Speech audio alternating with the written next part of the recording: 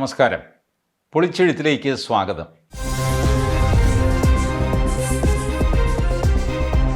കുറേ കാലമായിട്ട് നമ്മൾ കേൾക്കുന്ന ഒരു വാക്കാണ് ആരാധനാലയ നിയമം. എന്താണ് ഈ സാധനം? ആരാധനാലയ നിയമം. ഒന്ന് ചരിത്രം പരിശോധിച്ചാൽ വളരെ പുറകിലൊന്നും പോകണ്ട.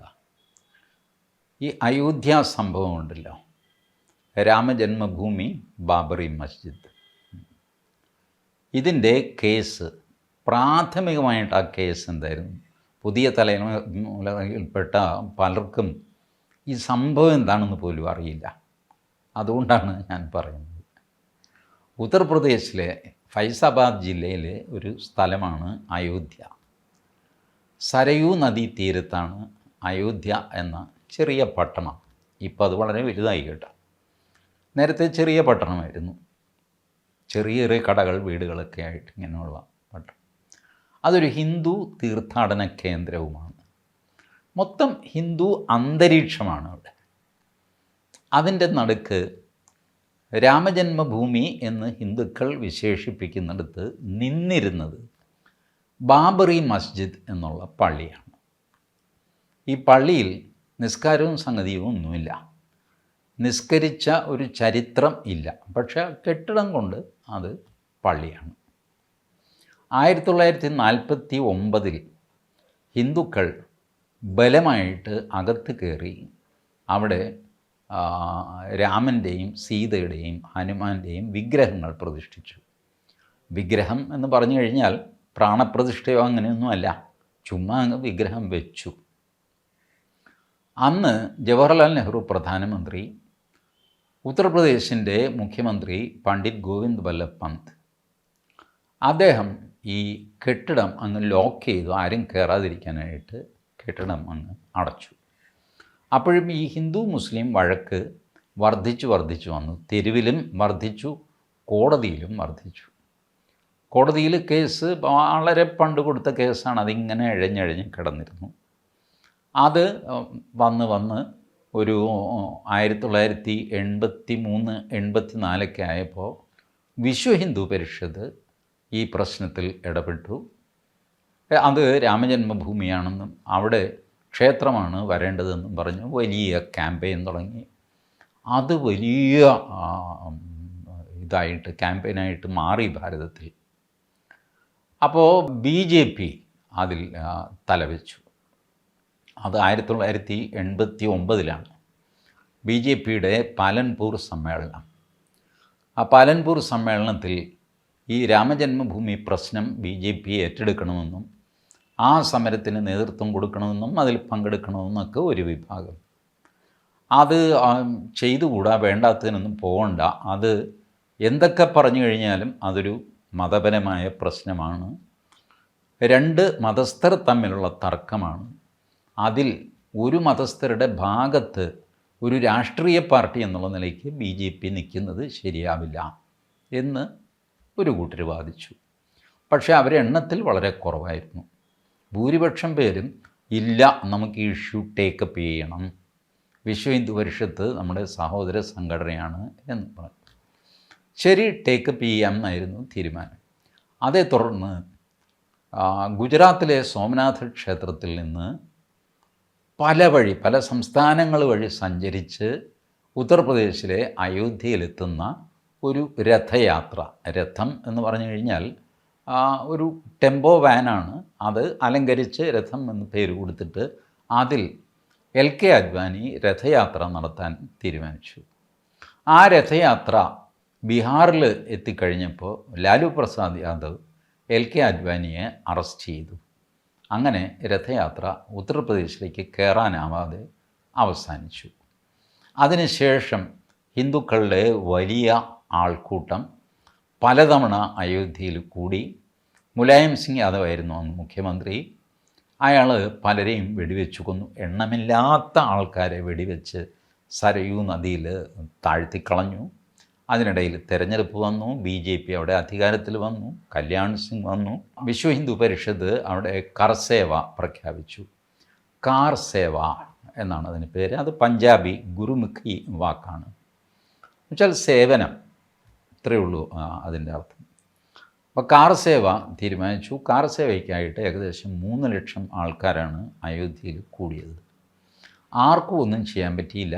ഈ കൂടിയ 3 ലക്ഷം ആൾക്കാർ ഈ ബാബറി മസ്ജിദ് എന്നോ രാമജന്മഭൂമി എന്നോ ഒക്കെ വിളിക്കുന്ന തർക്കമുള്ള ഈ കെട്ടിടം പിക്കാസ് കൊണ്ടും മറ്റും തല്ലി പൊട്ടിച്ചു, നിലംപരിശാക്കി, താൽക്കാലികമായിട്ട് അവിടെ ഷീറ്റൊക്കെ ഇട്ടിട്ട് ഒരു രാമക്ഷേത്രം ഉണ്ടാക്കിയിട്ട് ആളുകൾ തിരിച്ചുപോയി. ഇതാണ് അയോധ്യ സംഭവം. അപ്പോൾ അതേ തുടർന്ന് പല സ്ഥലത്തും ക്ലെയിം വരും എന്ന് സർക്കാരിന് മനസ്സിലായി. കേന്ദ്രത്തിൽ നരസിംഹറാവു സർക്കാരാണ്. അപ്പോൾ നരസിംഹറാവു സർക്കാർ ഈ സമരത്തിൻ്റെ പോക്ക് കണ്ടപ്പോൾ തന്നെ 1991 തന്നെ ഈ ഡിസ്പ്യൂട്ട്, ഈ പ്രശ്നം അയോധ്യയിൽ മാത്രമായിട്ട് നിർത്താം എന്ന് കണക്ക് കൂട്ടി പാസ്സാക്കിയ നിയമമാണ് പ്ലേസസ് ഓഫ് വർഷിപ്പ് ആക്ട് 1991. ഇതിനെയാണ് നമ്മൾ മലയാളത്തിൽ ആരാധനാലയ നിയമം എന്ന് പത്രക്കാർ വിളിക്കുന്നത്. ഈ പ്ലേസസ് ഓഫ് വർഷിപ്പ് ആക്റ്റിൽ എന്ത് ചെയ്തു എന്ന് വെച്ചാൽ, ബേസിക്കലി ഭാരതത്തിലെ എല്ലാ കെട്ടിടങ്ങളും അതിൻ്റെ റിലീജിയസ് ക്യാരക്ടർ, മതപരമായ സ്വഭാവം, രൂപമല്ല സ്വഭാവം 1947 ഓഗസ്റ്റ് 15 എന്തായിരുന്നോ അത് നിലനിർത്തുക, റിലീജിയസ് ക്യാരക്ടർ നിലനിർത്തുക. ഇതാണ് നിയമം. അതായത് ഇനി ഡിസ്പ്യൂട്ട് വേണ്ട. രാമജന്മഭൂമിയെ ഈ നിയമത്തിൻ്റെ പരിധിയിൽ നിന്ന് ഒഴിവാക്കി. കാരണം കാര്യം പൊളിക്കുകയും പിടിക്കുകയും ചെയ്ത് പിന്നീടാണ്. ആ സാധനം ഓൾറെഡി കോടതിയുടെ മുമ്പിലുണ്ട്. അപ്പോൾ കോടതിയുടെ മുമ്പിലുള്ളതിന് ഒരു നിയമനിർമ്മാണം വെച്ചിട്ട് തിരിച്ചു മറിക്കാൻ കേന്ദ്ര സർക്കാർ പുറപ്പെട്ടില്ല. പക്ഷേ കോടതിയുടെ മുമ്പിൽ ഇല്ലാത്തതെല്ലാം ഇനി ആരും ഒരു ഡിസ്പ്യൂട്ടും റേസ് ചെയ്യരുത് എന്ന് പറഞ്ഞ് നിയമം പാസ്സാക്കി. അതാണ് ആരാധനാലയ നിയമം. ഈ ആരാധനാലയ നിയമം ഭരണഘടനാ വിരുദ്ധമാണെന്നും ഹിന്ദു വിഭാഗത്തിൻ്റെ അവകാശങ്ങളെ സ്വീപ്പിംഗ് ആയിട്ട് ഹനിക്കുന്ന നിയമമാണെന്നും പറഞ്ഞിട്ട് സുപ്രീം കോടതിയിൽ നിരവധി ഹർജികൾ ഫയൽ ചെയ്യപ്പെട്ടു. ഈ ഹർജികളൊക്കെ ഫയൽ ചെയ്യപ്പെട്ടത് അടുത്ത കാലത്താണ്, 2020 മുതൽ ഇങ്ങോട്ടാണ്. 1991 മുതൽ 2020 വരെ പ്രത്യേകിച്ച് ഈ നിയമത്തെ ചലഞ്ച് ചെയ്ത് ആരും മുന്നോട്ട് വന്നില്ല എന്നുള്ളതാണ് സത്യം. അതിന് കാരണവും ഉണ്ടായിരുന്നു. ഹിന്ദു വിഭാഗം ചെയ്തത് എന്താണെന്ന് വെച്ചാൽ, ഇതിൻ്റെ ക്യാരക്ടർ മാറ്റരുതെന്നാണല്ലോ പറഞ്ഞിരിക്കുന്നത് നിയമത്തിൽ. ക്യാരക്ടർ മാറ്റണ്ട. പക്ഷേ ക്യാരക്ടർ എന്താ? ഒരു കണ്ടാൽ ഇങ്ങനെ വട്ടത്തിൽ ഇരിക്കുന്നതൊക്കെ മുസ്ലിം പള്ളിയാണോ? കണ്ടാൽ ഇങ്ങനെ കൂർത്തിരിക്കുന്നതോ താഴികക്കുടമുള്ളതോ ഒക്കെ ഹിന്ദു ക്ഷേത്രമാണോ? അതും നോക്കണമല്ലോ. അപ്പോൾ ഇതിൻ്റെ ക്യാരക്ടർ എന്താ, സ്വഭാവം എന്താ, ഇതറിയണം. ഇതറിയണമെങ്കിൽ ആ സ്ഥലം പരിശോധിക്കണം. ഇപ്പോൾ ആധുനിക പരിശോധനാ യന്ത്രങ്ങളൊക്കെ ഉണ്ട്. അവിടെ കുഴിച്ചു നോക്കേണ്ട കാര്യമൊന്നുമില്ല. ഇതിൻ്റെ അടിയിൽ എന്തായിരുന്നു എന്നൊക്കെ കൃത്യമായിട്ട് അറിയാനുള്ള സംവിധാനങ്ങൾ ഇപ്പോൾ ഉണ്ട്. അത് വെച്ചിട്ട് ഒരു സർവേ നടത്തണം. ഇതാണ് ഇതിന് പ്രധാനപ്പെട്ട മാർഗം. അങ്ങനെയാണ് വാരാണസി കേസ് ഉത്ഭവിക്കുന്നത്.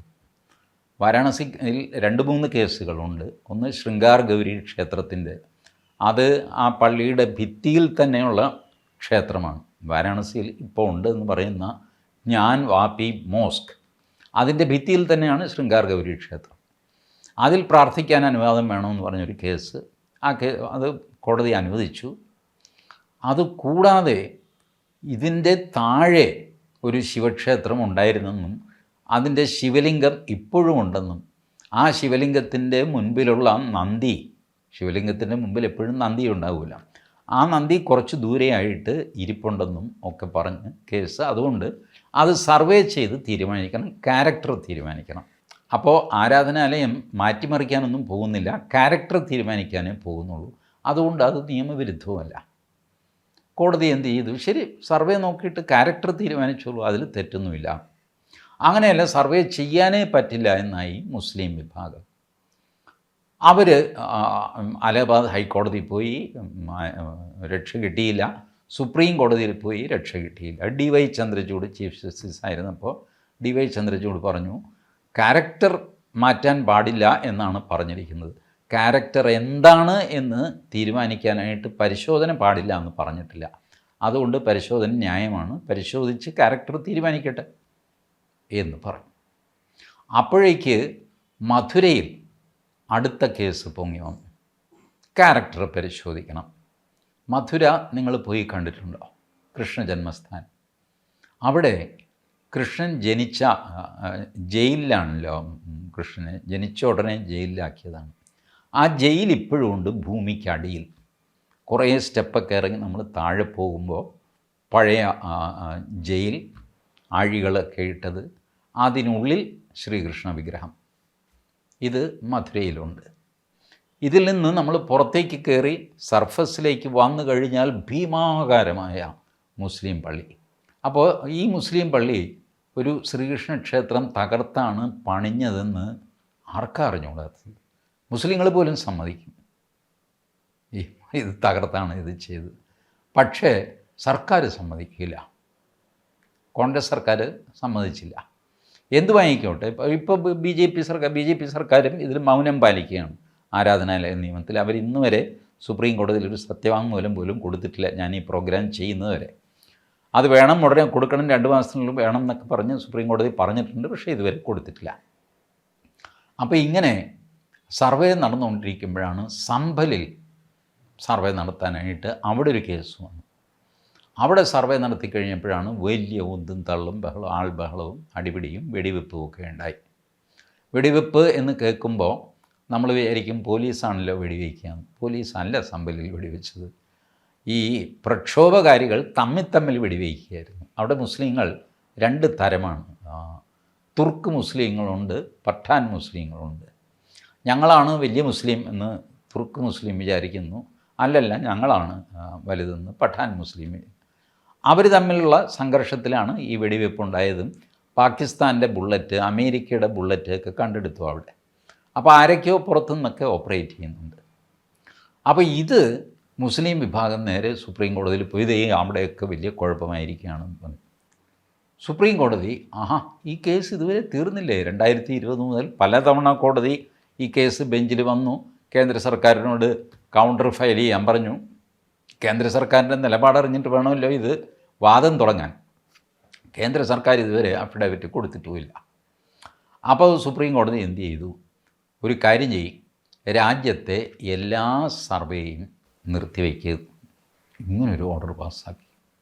ഒരു സ്യൂട്ടും നിങ്ങൾക്ക് ഫയൽ ചെയ്യാൻ പറ്റില്ല. ഇതുപോലത്തെ ഡിസ്പ്യൂട്ടിലല്ല. നിങ്ങളുടെ അതിർത്തി തർക്കം ഉണ്ടെങ്കിൽ സ്യൂട്ടൊക്കെ ഫയൽ ചെയ്യാം. ഇതുപോലത്തെ ഡിസ്പ്യൂട്ടിൽ രാജ്യത്തിൻ്റെ ഒരുപാട് ഭാഗത്ത് ആരെന്തൊക്കെ പറഞ്ഞു കഴിഞ്ഞാലും ഈ ബാബർ, ഹുമയൂൺ, ജഹാംഗീർ, ഷാജഹാൻ, ഔറംഗസേബ് ഇവരൊക്കെ ക്ഷേത്രങ്ങൾ തകർത്തിട്ടുണ്ട്. അതുണ്ട് എന്ന് മുസ്ലിങ്ങൾ ദയവ് ചെയ്ത് സമ്മതിക്കണം. ആ പിടിവാശി. ഇവരാരും തന്നെ നിങ്ങളുടെ പൂർവികരല്ല. അവരൊക്കെ വിദേശത്തുനിന്ന് വന്നവരാണ്. കുറേക്കാലം ഇവിടെ അവർ ഭരിച്ചു എന്ന് വിചാരിച്ചിട്ട് അവർ ഇവിടുത്തുകാരാകുന്നില്ലല്ലോ. അവർ കൊള്ളയടിച്ച മുതൽ പലപ്പോഴും അവർ തുർക്കിയിലും ഇറാനിലും അവിടെ ഇവിടെയൊക്കെ കൊണ്ടുപോവുകയാണ് ചെയ്തത്, പേർഷ്യയിലും ഒക്കെ. അപ്പോൾ എന്തിനാണ് നിങ്ങൾ അവരുടെ വക്കാലത്തെടുക്കുന്നത്? അവർ തകർത്ത ക്ഷേത്രമാണ്. അത് അവർ മുസ്ലിം പള്ളിയാക്കി. കുറച്ചു കാലം ഒരുപക്ഷെ നിങ്ങളും അവിടെ നിസ്കരിച്ചിട്ടുണ്ടാവാം. ഈ സത്യം മനസ്സിലാക്കിയിട്ട് സൗമനസ്യത്തോടെ ഹിന്ദുക്കൾക്ക് അത് വിട്ടുകൊടുത്താൽ അതല്ലേ അതിൻ്റെ ഒരു മാന്യത? അതെന്തുകൊണ്ട് മുസ്ലിം നേതാക്കൾക്ക് തോന്നുന്നില്ല എന്നിതുവരെ എനിക്ക് മനസ്സിലായിട്ടില്ല. ഈ ആക്ട് കൊണ്ട് സംഭവിക്കുന്നത് നിങ്ങൾ നോക്കൂ. Whether the cut off date 15th August 1947 fixed by the Act is discriminatory and manifestly arbitrary and violative of the Constitution. അതായത് എങ്ങനെയാണ് ഈ ഓഗസ്റ്റ് 15 തീരുമാനിച്ചത്? 1947 ഓഗസ്റ്റ് 15 നമുക്ക് സ്വാതന്ത്ര്യം കിട്ടി, ശരി. അതിന് ക്ഷേത്രത്തിൻ്റെ ജീർണോദ്ധാരണവുമായിട്ടോ അല്ലെങ്കിൽ പള്ളിയാക്കി മാറ്റപ്പെട്ടതിനോ പൊളിച്ചു കളഞ്ഞതിനോ പൊളിക്കാതിരുന്നതിനോ ഒന്നും ഈ ഡേറ്റിൽ യാതൊരു സാങ്ക്ടിറ്റിയുമില്ല, ഒരു ബന്ധവുമില്ല. പിന്നെ എങ്ങനെയാണ് ഡേറ്റ് തീരുമാനിച്ചു? വെറുതെ അങ്ങ് സർക്കാർ തീരുമാനിച്ചു. അതിനെയാണ് ആർബിട്രറി തീരുമാനം എന്ന് പറയുന്നത്. Whether the second part of the section which bar suits appeals and other legal proceedings with respect to reclamation of places of worship is violative of Constitution in as much as it denies access to the court of justice for peaceful resolution of disputes and redressal of wrongs committed by Muslim invaders on religious grounds by use of force. ഇതാണ് ഒരു പ്രശ്നം. ഇപ്പോൾ സ്വാതന്ത്ര്യത്തിന് മുമ്പ് ഒരു മുസ്ലിം എൻ്റെ ഒരു ക്ഷേത്രം, പ്രൈവറ്റ് ക്ഷേത്രമാണെന്ന് വയ്ക്കും, ഈ പ്രൈവറ്റ് ക്ഷേത്രം ഇയാൾ കയ്യേറി തല്ലി പൊട്ടിച്ച് അത് മസ്ജിദാക്കി ഉപയോഗിക്കുന്നു. സ്വാതന്ത്ര്യത്തിന് മുമ്പ് 1945 ജാനുവരി 2 നടന്ന സംഭവമാണ്. എനിക്ക് കേസ് കൊടുക്കാൻ പറ്റില്ല ഈ ആരാധനാലയ നിയമം വെച്ചിട്ട്. കാരണം 47 ആഗസ്റ്റ് 15 മുമ്പുള്ളതെല്ലാം അതുപോലെ നിലനിർത്താനല്ലേ പറഞ്ഞിരിക്കുന്നു. അപ്പോൾ എൻ്റെ ക്ഷേത്രം ആരാണോ കയ്യേറിയത് അവൻ്റെ ആയിട്ട് മാറ്റാനായിട്ടൊരു ഡേറ്റ് കേന്ദ്ര സർക്കാർ അങ്ങ് തീരുമാനിച്ചു. 47 ഓഗസ്റ്റ് 15. 47 ജൂലൈയിൽ നടന്ന കയ്യേറ്റം പോലും റെഗുലറൈസ് ചെയ്യുകയാണ് സർക്കാർ. മാത്രമല്ല, ഒരു പൗരന് നിയമപരമായിട്ട് അവന് കിട്ടാനുണ്ടെന്ന് അവൻ വിചാരിക്കുന്ന കാര്യത്തിന് കേസ് കൊടുക്കാൻ പാടില്ല എന്നൊരു നിയമം പാസ്സാക്കാം. അതുതന്നെ ബേസിക് ഭരണഘടനാ വിരുദ്ധതയല്ലേ? ഇതൊക്കെയാണ് ഈ ആരാധനാ നിയമത്തിൽ അടങ്ങിയിരിക്കുന്ന പ്രശ്നങ്ങൾ. എല്ലാവരും പറയും, അല്ല അയോധ്യയിൽ പറ്റി ഇനിയിപ്പോൾ വഴക്കൊന്നും വേണ്ട. വഴക്ക് വേണ്ട എന്ന് പറഞ്ഞാൽ വഴക്കല്ലല്ലോ, കേസല്ലേ കൊടുക്കുന്നത്. കേസ് വേണ്ട എന്ന് പറയുന്നത് എന്തുകൊണ്ടാണ്? നമ്മൾ സാധാരണ നമുക്കൊരു ഗ്രീവൻസ് ഉണ്ടെങ്കിൽ നിയമപരമായ വഴിയിലൂടെ നമ്മൾ നീങ്ങും. നിയമപരമായ വഴിയിലൂടെ നീങ്ങാൻ പാടില്ല എന്ന് പറഞ്ഞാൽ പിന്നെ പൗരൻ എന്തു ചെയ്യും? നിയമം കയ്യിലെടുക്കണം. അപ്പോൾ ഈ ആരാധനാലയ നിയമം എന്ന് പറയുന്നത് പ്ലേസസ് ഓഫ് വർഷിപ്പ് ആക്ട് 1991 എന്ന് പറയുന്നത് പ്രഥമ ദൃഷ്ട്യാ തന്നെ ഗർഹണീയമായ ഒരു നിയമമാണ്, ഡ്രാക്കോണിയനാണ്. നിയമത്തിൻ്റെ പാതയിൽ സഞ്ചരിക്കുന്ന പൗരനെ അവിടെ വെച്ച് തടയുന്നതാണ്. ശരി, അങ്ങനെ തടഞ്ഞു. വലിയൊരു പാറ വെച്ച് വഴി തടഞ്ഞു. പൗരൻ എന്തു ചെയ്തു? അപ്പുറത്ത് എന്താണെന്ന് അറിയാൻ ഒരു സർവേ നടത്താൻ ഈ പാറയുടെ ഇടയിലൂടെ ഒന്ന് നോക്കി. അതാണല്ലോ സർവേ. അങ്ങനെ സർവേ ചെയ്യാനായിട്ട് കോടതിയിൽ എനിക്കൊന്ന് നോക്കാനുള്ള അവകാശം വേണം. ഇതാണ് സർവേ. കോടതികൾ നോക്കാനുള്ള അവകാശം കൊടുത്തു. നോക്കാൻ പാടില്ല എന്ന് പറഞ്ഞിട്ട് പ്രശ്നം. സർവേ പാടില്ല, ഒന്നും നശിപ്പിക്കുന്നില്ല, ഒന്നുമില്ല. ഇതിൻ്റെ ബേസിക് ക്യാരക്ടർ തീരുമാനിക്കുക മാത്രമാണ്. എന്തായിരുന്നു ക്യാരക്ടർ? നഷ്ടപ്പെട്ട എൻ്റെ മുതൽ എങ്ങനെ ഇരിക്കുന്നു എന്ന് നോക്കാൻ എനിക്ക് അവകാശമില്ല പോലും. സർവേ പാടില്ല. ഇതാണ് ഇപ്പോൾ കോടതി എത്തിച്ചിരുന്ന ഓർഡർ. കോടതി എന്ത് ചെയ്തു? കേന്ദ്രത്തോട് ഇതൊക്കെ സത്യവാങ്മൂലമൊക്കെ കൊടുക്കാൻ പറഞ്ഞു. എന്നിട്ട് കോടതി all the pleadings documents to be filed in the present matter shall also be sent to the nodal council ഇങ്ങനെയൊക്കെ പറഞ്ഞിട്ട്, as the matter is sub judice before this court, we deem it appropriate to direct that though fresh suits may be filed, നിങ്ങൾക്ക് വേണമെങ്കിൽ suit file ചെയ്യാം, no suits would be registered and no proceeding shall be undertaken therein till further orders of this court. Further, in the pending suits, no court will pass any effective interim orders or final orders, including orders directing surveys, etc., till next date of hearing or further orders. അതായത് ഒരു സ്യൂട്ടും ഭാരതത്തിലെ ഒരു കോടതിയിലും ഇക്കാര്യത്തിൽ register ചെയ്യരുത്. ഇപ്പം ഇരിക്കുന്ന സ്യൂട്ടിൽ proceed ചെയ്യരുത്. Interim ഓർഡറും കൊടുക്കരുത്, ഫൈനൽ ഓർഡറും കൊടുക്കരുത്. സർവേക്കുള്ള ഉത്തരവും മറ്റും ഒട്ടും കൊടുക്കരുത്. ഒരു ചുക്കും ചുണ്ണാമ്പും ചെയ്യരുത്. അടുത്ത ഹിയറിംഗ് വരെ. അടുത്ത ഹിയറിംഗ് എന്നുണ്ടാവും ഈശ്വരനറിയാം. അതിങ്ങനെ താരിഖ് പേ അറിയാമല്ലോ, കോടതിയിൽ ഇങ്ങനെ മാറ്റിവെച്ച് പോയി. ചുരുക്കി പറഞ്ഞാൽ ഹിന്ദുക്കൾക്ക് കേസ് കൊടുക്കാനുള്ള മാർഗം സുപ്രീം കോടതി അടച്ചിരിക്കുന്നു. കേസ് കൊടുക്കുക എന്നുള്ളത് ബേസിക് ഒരു കാര്യമാണല്ലോ. കേസ് കൊടുക്കുന്നവൻ മണ്ടനാണെന്നും ഒക്കെ ഒരു ധാരണയുണ്ട്. അങ്ങനെയാണ് എന്നാൽ താൻ കേസ് കൊടു എന്ന് പറഞ്ഞ് സിനിമയൊക്കെ ഇറങ്ങിയത് അങ്ങനെയാണ്. കേസ് കൊടുത്താൽ അതിൻ്റെ പിന്നാലെ നടക്കാമെന്നേ ഉള്ളൂ, അതിന് പ്രയോജനമൊന്നുമില്ല. ശരി, പ്രയോജനം ഇല്ലാത്തൊരു കാര്യമാണ്.